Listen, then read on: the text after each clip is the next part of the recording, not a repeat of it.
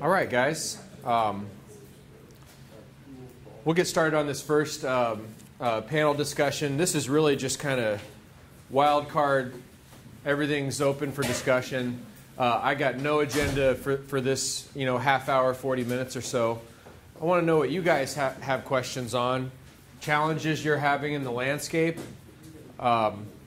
issues you want to talk about a little bit more, either stuff we discussed already this morning, maybe you didn't get a question answered, or you got a burning question that we haven't even touched on yet. So we got a handful of stuff we can talk about if we don't get questions, but you're a good chatty bunch. I bet you guys have some more questions to ask. So with that, I'll just kind of open things up first. I've always got a question. Yeah. So I've had a lot of fruit trees over the years. The apples are tough, but also trying to grow apricots and different types of plum. And they always get nailed by boars. They live about 4 or 5 years, and right about the time they start making fruit, then the boars nail them. And I've been told, and of course they're inside. I don't like using insecticides, number one. So is there a way that you can stop, is where you can prevent this type of boars? Or is it just putting those kind of hit throughs? Is that just putting a piece of grass over the wrong place and putting that kind of tree? Supplemental question to that. I hear there is actually something to painting trunks white with the borer issue. So just kind of piling on to what he was asking on apple trees in general. Yeah, I'm emphasizing the pit fruits. That's the one I have. Yeah. The apricots and Those are definitely, peaches as well. yes, those are definitely harder to grow around here. They're going to definitely be more stressed than your apples and cherries that do better here. The peach trees that I have on the property they get hit by borers even though we spray them every year, if that makes sense. So I think the stress factor is just too high in some cases, and I don't know if necessarily you'll be able to lower your borer population. But Graham did mention painting trees, and I'm not too familiar with that. Mm-hmm. Have you read up on that, Graham? Yeah, I just remember reading that there was research that backed up some evidence that painting the bole of the tree up to those first lateral branches had some sort of effect minimizing the chance of borer injury on those trees. And then I've since seen it done on really big shade trees, and I think people are just kind of, they see it in the orchard and they go, well, it's good there, so I'm going to do it on my big maple or elm or something. But yeah, I do remember seeing that there was some positive results on field research between trialing it and not doing it, and that there was a correlation with a little less borer injury. Well, and if that works, and if you've researched that enough if there's some trials where there's some success, I would definitely look into that and try that. Another thing that you have to worry about, especially with peaches, is that it's not just the current year conditions, it's the fall before. So if you get a late frost the fall before, that's definitely going to affect your peach this year. So just some things to think about in terms of additional stress. Mm-hmm. So could you follow up on Graham's comment about what are either good varieties or fruits that would grow here that would be adapted in Nebraska? Unfortunately, Graham's the better person to talk to about that, because I'm working with an orchard that's already been established. So I'm not necessarily an expert on native fruits, honestly. Yeah. You can look at what the local orchardists are growing too, like Nebraska City, they have a list. It's Kimmel Orchard. Nebraska City, the microclimate is much different from most of the rest of the state. I think things that might survive there may not survive outside of the area. I think it might be the opposite. Nebraska City might be a little bit more stressed than we are. Am I saying? Is that a safe? Unless you're living in Overton or Yeah. Cook, but not Overton. Yeah, I think it's close enough. I've also heard from people, like if you graft, like the rootstock from one tree might be better to graft with a high yielding. Yeah, Wow. yeah. Nebraska Nut Growers Association studies that a lot in terms of pecan, walnut, and those sort of crops. And yeah, with a grafted tree, you can get pecans in 8-10 years, you know. And what they're doing is trialing different selections and seeing what's best adapted, what yields the most in this state. And so they're a great resource for nut crop information like So that. I have grafted pears, and the farmer that I bought it from, he did it on purpose. Mm-hmm. Grafted himself. I don't know. From what I've heard, you know, you can do the dwarf apples, you know, which are grafted too, but the dwarf apples, from what I understand, you could chime in too, but are very susceptible to a lot of problems. They may be easy to harvest, but the old standard apples are probably best. Would you agree? Yeah, I mean, John Chapman wasn't grafting apples because, you know, they just wanted cider. You know, they weren't baking apples like Walt Disney would have you believe. They needed booze on the Great Plains, and that's where it came from.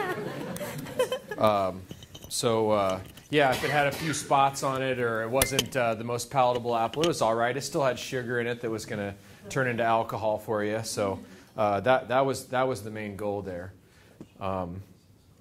So variety, you know, Red Delicious, whatever, didn't make any difference. But yeah, I'm a huge fan of currant. You know, service berry is definitely getting its due in the trade. I still think most people aren't even really aware you can eat those berries. By the time they taste good, you do have to kind of race the birds for them a little bit. But they freeze really well. They're excellent in pancakes, syrups, jellies. Anything you'd use a blueberry for, I'd use service berry for. Pies, right, Bob? Service berry rhubarb pie. I know. So, you know, if you want perennial food crops, why not go with something that gets bigger on its own every year and isn't so intensive with the management needs that it needs? Not to say you can't plant apple as well, you know.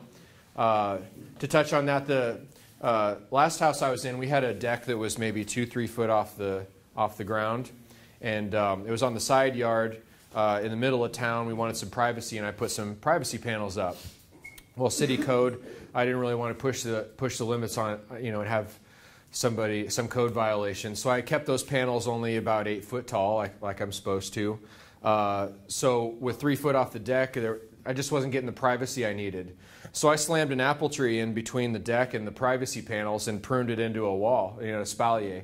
And the nice thing about that was the deck was up off the ground right where the apples were. If I really wanted to commit to a spray program, I'd get a little 1-gallon pump thing, you know, and take care of all that, you know, without paying someone to come in and do it or hiring somebody that, you know, may not be cognizant of wind condition, you know, weather conditions and all that kind of stuff. So I could easily spray in a minimal fashion, easily, you know, from the deck, just pick an apple right off the tree. So you find, you know, the problem becomes the solution in all this permaculture type stuff that I'm into these days. And so I don't care to have plant material that I have to fuss over a lot that way when there's other things that will, you know, bear a lot, maybe not the exact fruit that you're looking for, but with much less fuss and hassle.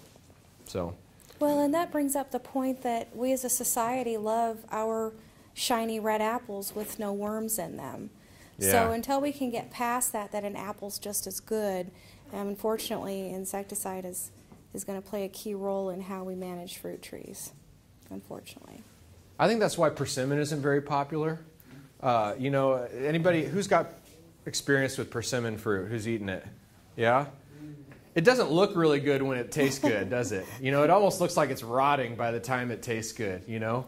But it's number 5 in the world for sugar content, and it grows right here in the Great Plains, not in the tropics somewhere, you know? So persimmon's usually associated with the South or Asia, but it's perfectly hardy around here and a plant to be utilized for its fruits where you can. But, you know, when you go to the grocery store and you see them, they almost look like plump little miniature tomatoes. They're bright red and tight and plump. They're not sunken in and, you know, gone through a couple cold spells, a couple light frosts that really get the sugars activated. And so, you know, our sensibilities just don't really jive with how that fruit looks by the time it's ready for eating. Otherwise, you're going to take a bite out of it. It's just going to be all astringent, you know, not bitter, but I don't know what the term would be for what it tastes like. It's hard to describe taste sometimes. Dry, pasty mouth. Dry, pasty mouth. Yeah, like those little pieces of walnut right? You get that, I'm sure there's a botanical term for that. Tannins. Yeah, there you go. So, yeah, fruit. Oh. Like if you ever eat an acorn, dry tasty mouth. Mm-hmm. Yes? I have a ravine I'm trying to get rid of. A ravine that you want to get rid of? Okay. I don't think tree's going to do it for you. Well, I've chopped a lot and put it in it. Okay. How do I keep it from happening? It's like erosion off the field and then it goes to a plateau and then it goes on down this way. Okay. So wherever you have woody plant material you're going to leave in place, or maybe you're going to cut and fill in, what you can do is, cut a couple feet above ground and leave that stump in place.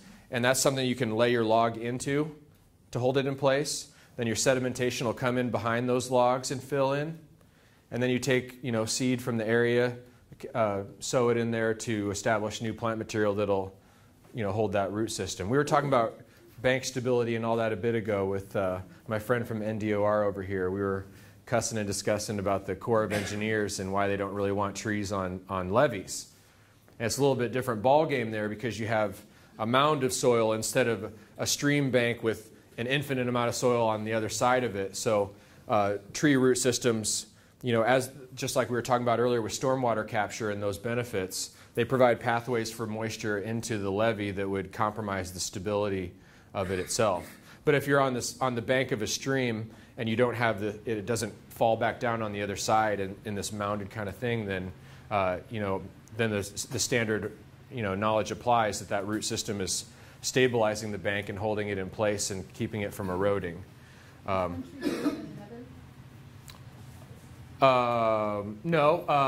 Cottonwoods are very adapted to sedimentation around their trunks. They'll set out a whole new adventitious root system if they need to. When they're in the floodplain and you have a flooding event and there's a lot of sedimentation by the river, down in Hayworth Park in Bellevue in 2011, we were looking at cottonwoods where the swell of the river comes through and it erodes right around the base of the tree as the water swirls like that, and it showed the root system right below the existing grade that had been washed away, and then it showed another root system 18, 24 inches down, that's where the grade was different when the tree was younger. And so any tree that's good at adventitiously rooting out into that is going to tolerate, the sedimentation that you're trying to hold in place rather than... the NRDs are really good at those kind of projects too, where you have a ravine and you want a pond or you want to fill it in. They may have some good strategies as well. Without having done that kind of work or advised on it a lot, that's my 2 cents. Question over here? Or? Saw some hands. Yeah. What kind of trees or plants can you recommend for a landfill? Brownfields type stuff. Landfill. So you have a landfill that's done and covered over and you want to put trees on it? Yeah. I don't know. It would be releasing gases too from the landfill. Mm. So I don't know if there's any research that's done on this. I think the state of Minnesota was doing some research with poplars. They actually grow and harvest poplars for pulpwood there, and they were using some kind of poplar cuttings for bioremediation around their landfills. I think that had more to do with the leachate, not from outgassing. Right. Mm-hmm. The leachate that can, because you can just cut those, it's like cut and come again or whatever. Yeah. But you have to remove that woody material because it'll soak up the heavy metals, and then you actually have to burn it in a fancy smelter or something like that. So, Yeah. have you heard? I mean, is this That makes sense to me. I'd never heard any of this before, but it makes sense. You get, trees are bioaccumulators, and you get those heavy metals built up in their tissue, and then you burn that wood, and it's just right back in the atmosphere where you're trying to keep it out of. So, I don't know. That's a real specialty kind of issue. I'm sure. Have you looked online at all yet? I have, and I've heard about poplars being good choices. But Just anything fast growing, I suppose, that you can get some kind of use out of along the way. The Minnesota Department of, I can't remember what they're called, but it would be like their version of DEQ. And and they were doing some research on that around using poplars around landfills for, Interesting. Yeah. I lived in Virginia for a while, and they had an area that was a landfill before that they turned into a park, and they called it Mount Trashmore. But they didn't really have a lot of trees planted there on it, so I don't know. They had to go in and test once in a while, Yeah. and it was just planted with just turf grass. Hmm. Or something. Yeah. So either something that you're not going to burn or use in a way that could be dangerous, any kind of biomass like that, maybe. And then here's the other thing is, how do you plant a tree without digging a hole? a live Cuttings or Yeah. seedling, yeah. Nice. Yeah. I mean, with poplar, you can damn near just cut it off and stick it in the ground. It's pretty likely to start rooting, so, yeah. There's the site for the old Asarco plant on the river in Omaha. It was a Storrs Brewery place up until recently. It's just a field of turf grass everywhere. And, I asked the city forester one time about it, and they basically came through and put a big EPDM liner over the existing soil and brought in new soil over top of it. And there's laws against breaking ground in there, which might be kind of what you're touching on with the landfill too. Like you're not really allowed to break ground per se. Okay, yep. Yeah, a lot of heavy metals there after the Asarco plant went away. Right by the river, of course. What else? Who saw a lot of willows die this last year? Yeah? What's up with that, Nicole? That was that cold front that you saw in November. Yeah. The year before. Yep. They were going down. Probably coupled with some drought stress from the previous years. We And even named it Polar Vortex. Yeah. did Polar Vortex. Yeah, they were dropping like flies. Can you imagine if we get 25 below now, the press is just going to say, we might as well all pack it. It's 25 below. And why willow, Nicole? Because they're not a super great plant for Nebraska. Yeah. On the tree line. And, Why?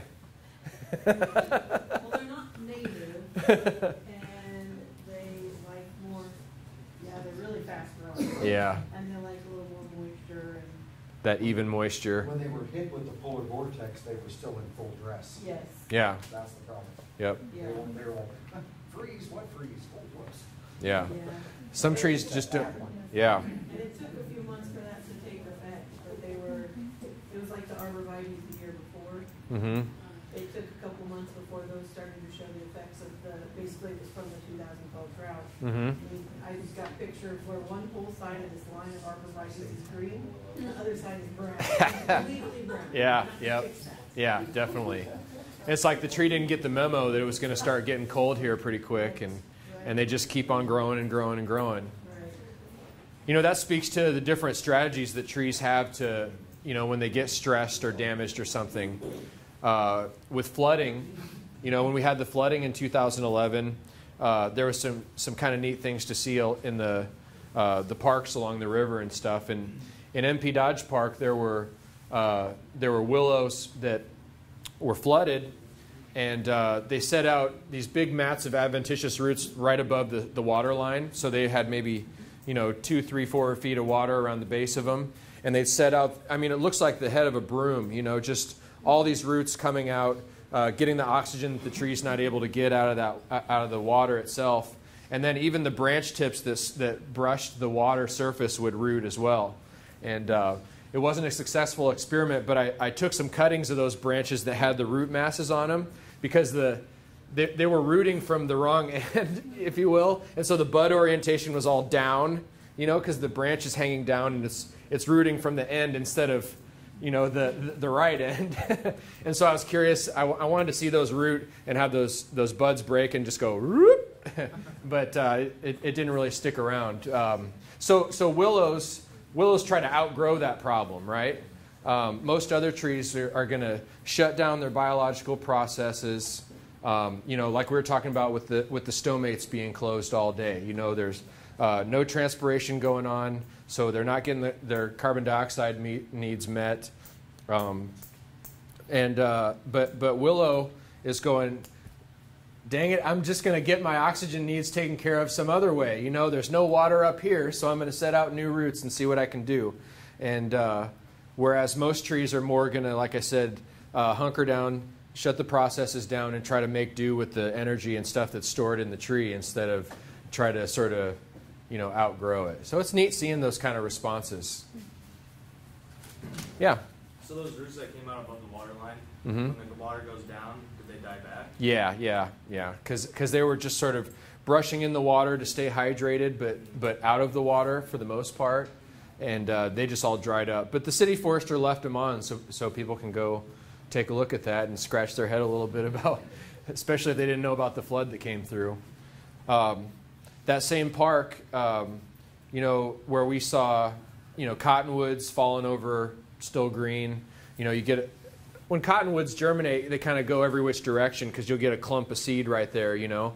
And one's growing this way, the other one's getting more light over here. And so they have real imbalanced canopies. When you get flooding come through, then there's a lot of rotting of those fine feeder roots. And the trees just fall over completely green because they're not, you know, their weight isn't distributed evenly. So we saw a lot of that in NP Dodge. We saw sycamores die, you know, like classic floodplain species that still didn't like that 100-plus days of water up around here for that long. But swamp white oak was just going, what flood, you know? The only dieback I saw on the swamp white oaks out there were branches that were themselves submerged by the water. But so we took a cue from that, said that species is well adapted. So we did sort of a less than scientific trial where we went and got 3 swamp whites in 15-gallon plastic containers, and we put them in one parking lot island there in the park. We got 3 B&B swamp white oak again, put them in another one, and 3 grow bag trees, and you know, just to kind of see how that same species responds from different propagation contexts. And so you can go down there and check those out anytime. You know, there's a little bit to tell at this point, but sometimes the stories takes a little longer to pan out. But so, yeah, the next 500-year flood we'll have to wait for. It'll come 10 years from now, probably. Next October. Yeah, right? So, cool stuff over there in NP Dodge. And that park is so flat. As soon as it floods, the water goes all the way into the park. Like, it probably wouldn't be that difficult to set up some sort of... I mean, even if you did a levee, you'd still have the existing grade on the other side. As soon as the water came up over that, it'd be well into the park again anyways. But, you know, you never know what kind of surprises that might be in store. There was another park where a ginkgo got flooded, and it was starting to leaf out next spring. But the bark was all sloughing off on the base, and it was just sort of a last gasp effort with the energy it had stored up in the canopy. But it was effectively completely disconnected from the ground. So... it was never on that flood-tolerant list, so I wasn't expecting people to not know what they were talking about, but it was trying. So, what else? Graham, could you explain a little more detail why that was such a difference with the swamp white oak? It's just a really adaptable tree, I think. You know, for the longest time, I'd see honey locust, you know, out in a parking lot island, and say, oh, well, it must be an upland species because it'll tolerate these dry, nasty conditions. Honey locust is a floodplain tree. It's just really adaptable, and I think the same is true for swamp white oak because our state champion is in Elmwood Park in Omaha on a west-facing slope, supplemental nothing, you know, never flooded, you know, and then you have, you know, 3, 4, 6-inch trees in NP Dodge with 3+ months of flooding. And coming out of it just... So it's just a really adaptable species, I'd say. You guys... It's one of those species that you see how we've all kind of gravitated towards. We plant 2 oaks in Nebraska, swamp white oak and red oak, if we're lucky. Yeah. And the swamp white is one we figured out the climate can't kill, right? They can plant it in an over-irrigated landscape, water it 3 times a week. Dang, the oak's still growing. I can guarantee it with Fir oak or confidence. Or others, done deal. So yeah, lowland species. There's another one called overcup oak, and then there's swamp chestnut oak. They just haven't quite made it here yet. And they like those wet conditions. Yeah. But still, that swampy is really, wow, that's impressive to know it can take from real wet to real dry. But I don't promote it a ton because it is kind of already coming out of the nursery trade in big enough numbers to, you don't want to overemphasize it and then have another species you're planting too much of. That's one I've seen is up in Pierce, Nebraska, at the Gilman Park Arboretum. He's got a couple of 40-foot round balls, and he has the branches all the way to the ground, and the mulch is out to the drip line. And he keeps wondering, should I lift these things up? I'm like, no, leave it there. Yeah. Then it becomes a cool tree, and there's nothing needs to get under that tree other than kids coming to visit it and a mower. And I would like to challenge everybody to say, how can I keep my trees to live longer? Because this compaction of mowing once a week under our trees canopy, and then a drought like 2012 shows up, which trees are dying first? That's the observations we need to make. Were all the white pines dying, or were the white pines that were planted in a stressful environment the ones that were dying? Mowed under once a week under their root system, or do they have branches going all the way to the ground with needle casts going down and keeping them wet, right?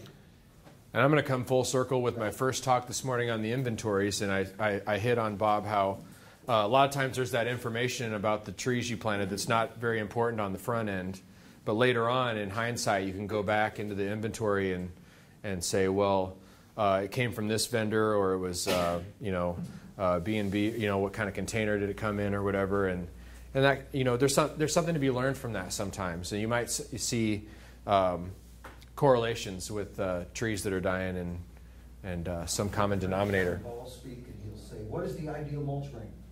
How big? What diameter? And everybody's kind of like, I don't know. Right? Wouldn't you say that? I don't know. So any ideas? He did a study on it to say, what is the ideal diameter? We're not talking volcano mulching depth. Right. We're talking diameter. What is the ideal diameter of been planting newly planted trees? And of course, the 600 people in the audience are like, oh. He said 12 feet. If you ever heard John Ball, he'd raise his finger, 12 feet. And everybody's like, Jesus, who's going to plant a new tree with a 12-foot mulch ring on it? Anybody in this room? Well, no, he goes, 12 feet! Yeah. And usually when you plant a tree, the mulch ring is 3 to 4 feet, right? If we're lucky, we'll get 6 out of it. It kind of bothers us that our mulch ring is that big because it's just a little tree in the middle. So how do we get a 12-foot mulch ring, right? Companion plants. Make it a bed. Put shrubs and perennials, and all of a sudden our trees in a 20-foot mulch ring, not a 4-foot mulch ring, and then you can amend that zone. They did research at the University of Minnesota. Should we amend the whole? And of course, just like I said, no, you shouldn't. And as Graham said, amend. They actually did research to see what happens when we amend or just top dress the planting zone. And that planting zone could be that 12-foot mulch ring, you see. So why go to the trouble and plant a $250 tree if you're not going to do anything with the soil?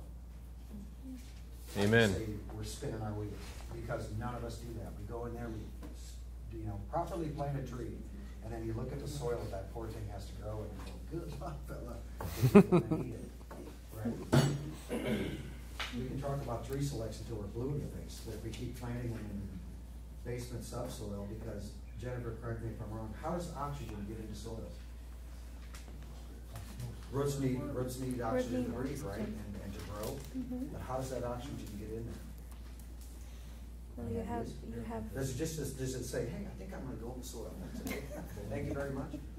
What's your theory? Air compressor. I wonder too until I heard somebody say it. Rainwater, H2O, pulls oxygen into the water, right, into the soil. So if you have compacted soil that you're mowing once a week underneath your tree, and rain falls and the canopy is preventing it from getting on the root system, plus you're compacting it, that water runs off. Doesn't pull oxygen into the soil. Trees going, I hate me. You don't want your trees to hate you. All that more important. What's that? It means aerating your lawn over here. Aeration or eliminate as much lawn as you can under the drip line. Yeah. I think that's the biggest thing. If we can, because I know we need lawn and I know we need trees, we need them both. You're not gonna convince every site to do that. Not every site's gonna work with that. But it will be the best interest of that damn tree if we can start figuring out as land managers, so the damn leaves drop, we don't have to wake them up, and we're never mowing underneath the drip line. That's what I think we all need to work for. And I know it doesn't work for every site, but man, we could go a long ways towards tree health if we did. Yes, we Would could. you say that, Jennifer? I agree. Yes. Yeah, aeration will damage tree roots too. So you got to be cautious about how close to the bole of the tree, you get. And we've seen it. We've done root excavations where you take a compressor with air and blow the soil away and look at the root system, and you can see the holes punched in big roots from that thing. And then there's the whole issue of the compaction on the edge of the plug itself. That I'm not saying you're wrong here. Just some factors to consider with all of that stuff. But yeah, anything that addresses that gas exchange in the soil is really critical, for sure. Question guy. Yeah. This is another digression, but just, is there a way that sort of urban forests can be rehabbed? I'm thinking of like Fontenelle Forest, where I used to live in the Washington DC area. You basically have lots of invasive species that dominate, and they're really not very pleasant forests to walk through. And is there any way that those can be? You don't like Fontenelle Forest? Well, I've never been there. I've just read about Oh, okay. Well, I understand it's kind of a very low diversity kind of a forest, that there's no bottom. Maybe deer will graze the bottom, in the whatever you call it, the bottom layer. Mm-hmm. Has Well- Tree of Heaven entered Fontenelle yet? Oh yeah. Okay. That's avian. You were there. Yeah, I was Yeah, there. avian forest. There's some neighborhoods Is my associations. information wrong about Fontenelle? Is it not? No, I mean there are. So Tree of Heaven, Ailanthus, was brought to the U.S. by a buddy of Thomas Jefferson's.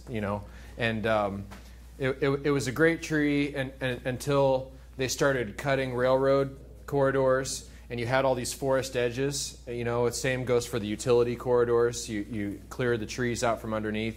That's the perfect setting for Ailanthus to just take hold and establish, mother trees that just dump seed everywhere and on it goes. So Fontenelle Forest is dealing with that. So the neighborhood associations are having a bigger problem because you have too many entities to get on the same page to move forward with controlling that tree. But Fontenelle Forest proper has been doing what I'd say is a really good job of managing that forest. Now you spoke to the diversity as well, and we go back and forth on this stuff sometimes as well. Diverse forests usually aren't very stable either. So do you want a forest to be just so for a really long time and be not less diverse, or do you want a lot of players in the game and have things changing all the time? I push back on the conservation model all the time of putting a glass case over things and trying to keep them just so. That's not how it works in nature either, and we need to mitigate things changing too rapidly, of course. But so it's not really an answer to your question, just kind of ranting about it a little bit. But if you have a more diverse ecosystem, a forest ecosystem, that's going to be less stable, isn't it? I would say less resilient maybe. Not always. I don't know. What do you guys think? Forest diversity. I'm actually on the opposite spectrum where I think it's a good idea. Yeah? Forests are very dynamic. I think a good forest with a lot of different age classes can support a lot of wildlife diversity as well, so I'm a huge fan of that. Yeah. And going back to invasives, I think it comes down to what Graham and I and Bob and Justin do is just getting the word out. And it's not necessarily something that people want to hear, but if they just knew how devastating Tree of Heaven was, and sometimes they even realize it and don't have the budget, but there's so many factors that play into that it's difficult to get management strategies going on diversity and diverse forests. So I don't know if that answers the question. But. And yeah, I mean, I don't think there's a right or wrong stance. It's just sort of, there's different pros and cons to all this. You know, I mean, is an oak savanna diverse? Yeah. You get down to the herbaceous layer, Yeah. maybe. Trees are not diverse, but Uh huh. other life forms are. Right. Right. So, yeah, I don't know. Again, asking more questions rather than giving Example answers. of that is Wilderness Park in Lincoln. You know, if anybody hiked Wilderness Park, let me see a show of hands. Wilderness Park hikers. Okay, well, if you haven't, you can get down there, okay? But that's a good place to observe a lot of these trees in nature. But if you look at, squint your eyes at Wilderness Park, it was an oak savanna at one point historically. The trees we see massed down there now didn't look like that 150 years ago. We took fire out of the scene. No longer the fire could go through to keep that understory a savanna, which is usually grassland, right? So what has taken over as a result of taking fire is you can see big old bur oaks there, but you don't run into any 10-inch bur oaks, 5-year-old, 10-year-old, 15-year-old, 20-year-old bur oaks, because the forest has been, because fire's no longer in the scene, the forest's been overtaken by hackberry and hackberry and hackberry, and a few other things. But you go to Indian Cave, and the weed for them is hop hornbeam. Yeah. Hop hornbeam is an understory tree because when fire was taken out of the scene, it is shading the forest floor so much that new saplings can't get going in the seed. Yeah. So that regeneration of the forest certainly concerns me for a place like the long-term management. And what am I looking at now? And just because it looks this way now, should I maintain it this way? I mean, is it proper to say you cut down every tree in Wilderness Park just except for the oaks and maintain it as an oak savanna? That's never going to happen, right? So it's tough to start because when you're looking at decades and decades and decades of, I don't want to call it mismanagement, but how about no management? And fire was the management tool in nature. You know, things are going to get non-diverse. It's difficult to start making moral judgments of good and bad on this kind of stuff. It's all a matter of perspective, isn't it? You know, I mean, we did. Yeah, let the hackberries remain and let all that stuff remain in Wilderness Park. But when the big old bur oaks are dying, don't go whining to me. Right, but I mean, species come and go. That's part of the natural cycle too. So, we curse eastern red cedar a lot because we see it encroaching on not only native oak savannas but ranch land and that sort of thing. But who's to say there isn't a whole another ecosystem that evolves around that tree? If it's stepping up to become a dominant species, who are we to say that that's a good or a bad thing necessarily? We can speak to whether it's good or bad for private enterprise. We can speak to whether it's good or bad for this conservation model, this pristine thing that we want to protect. But is it good or bad for the ecosystem? Yeah, it's bad, and I'll tell you why. Please. Because the group of birds that are declining at the fastest rate in this country are grassland nesting birds. Mm-hmm. And you start having a cedar take over an ecosystem, Mm-hmm. the herbaceous layer isn't going to respond quickly enough, and those meadowlarks are not going to learn how to nest in a tree fast Mm-hmm. enough to survive. So again, you've taken a perspective from the bird standpoint. You know, that's one. You know, and I'm not saying you're wrong. You know, just that's a definite consideration. What's driving the expansion of the red cedars? I mean, something must. Lack of fire. Frost and threshold. Yeah. Same thing. Back Yeah. Back in when the white man first came here to the Native Americans, its name meant it was a sacred tree to them because it was a loner tree.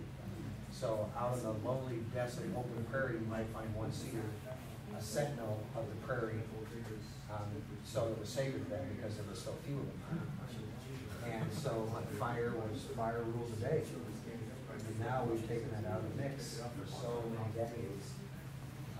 And we're burning big patches of cedars south of North Platte, literally as we speak, maybe even today, right?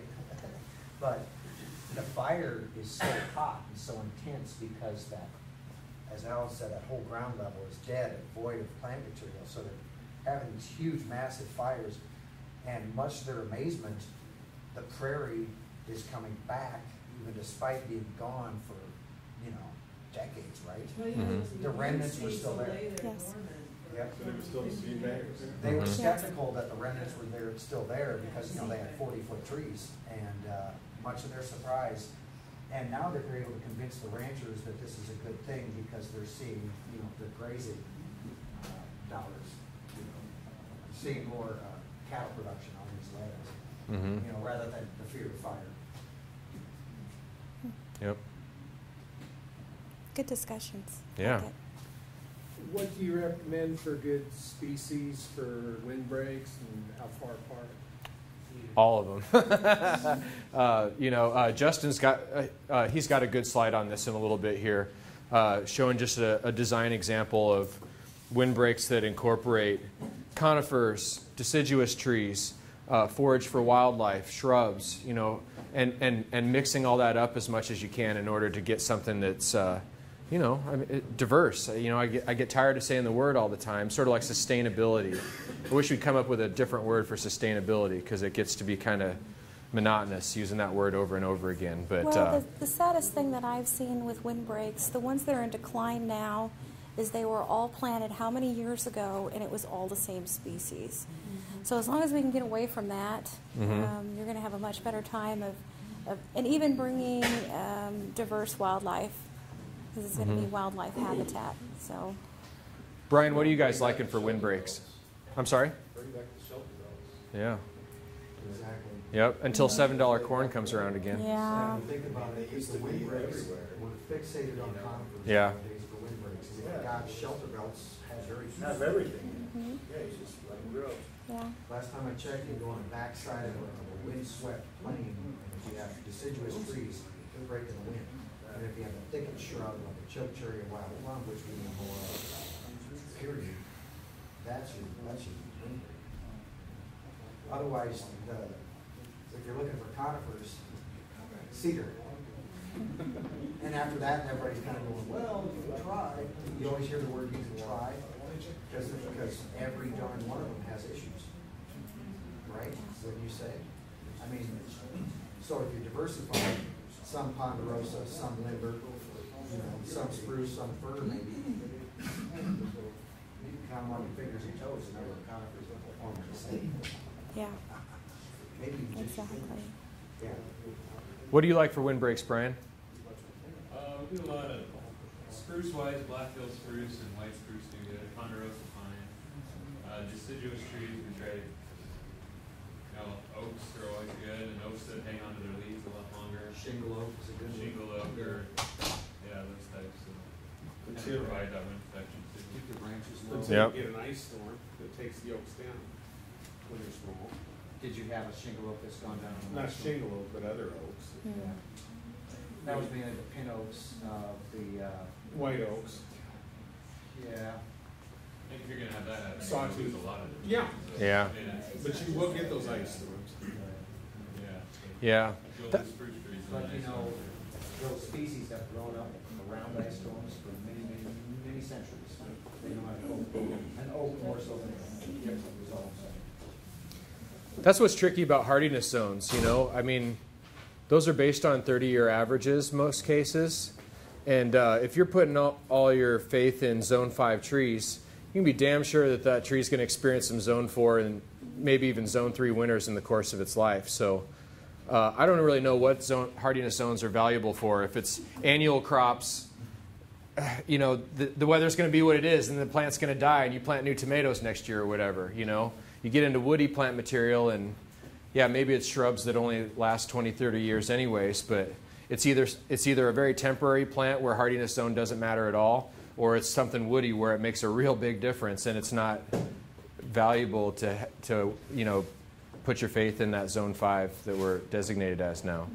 So, Graham, there's a question over there. yeah. Best on trees get native seed stocks that the parent trees are used to the climate in the area that we grow the tree in.